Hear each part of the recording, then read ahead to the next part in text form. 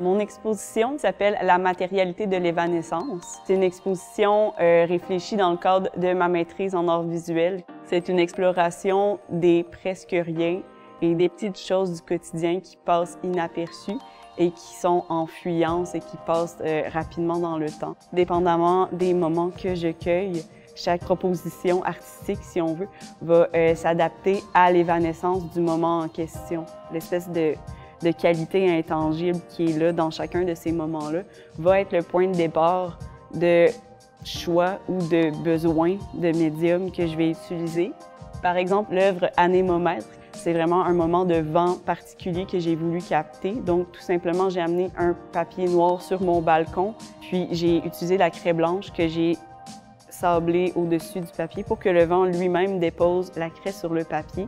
Puis ça donne une espèce de truc vaporeux, intangible, qui va, ma foi, possiblement s'effacer avec le temps. Ça fait partie de l'œuvre, le fait qu'elle puisse être éphémère dans un sens. Dans le cas de Conversation cousue, qui est les mots en fil sur le mur, c'était vraiment un moment de conversation autour du feu avec ma famille que j'ai enregistré à leur insu. J'ai repris cet enregistrement-là ensuite pour prendre certains des mots que j'ai cousus avec l'aiguille libre à la machine à coudre sur un tissu hydrosoluble qui, au final, disparaît pour ne laisser que les fils. Ces mots-là sont vraiment assemblés ensemble pour créer une sorte d'accumulation des pleins, des vides. On sent que c'est des mots. On est capable d'en lire quelques-uns, mais ils ne sont pas tous lisibles. On n'a pas justement la clé de qu'est-ce que c'est exactement, puis c'est peut-être ce qui est intéressant là-dedans.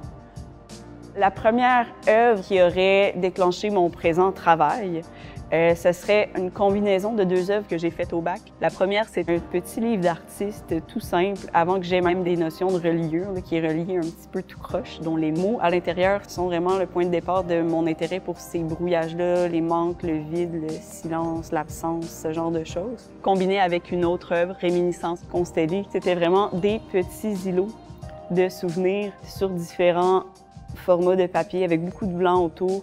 Donc, c'est vraiment comme la combinaison de cette volonté de manque, de silence et de choses cachées, brouillées là, et de l'intérêt envers l'espace blanc dans les papiers, le souvenir, qui sont le moteur peut-être de ce que je fais maintenant.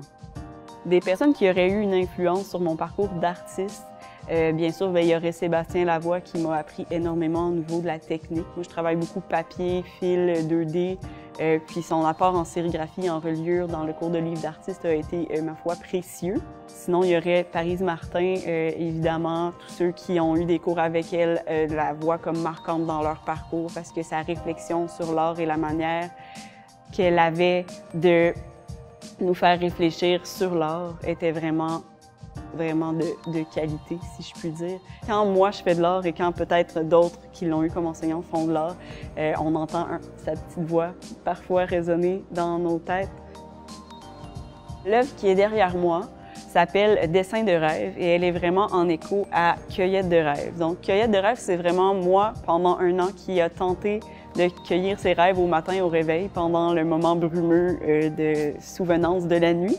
C'est 16 rêves que j'ai cueillis à travers la cueillette principale, qui m'ont inspiré des textures, des matières, des ressentis spécifiques que j'ai pu possiblement évoquer par mon dessin, que j'ai regroupé ensemble pour créer une espèce de masse liée au rêve en question.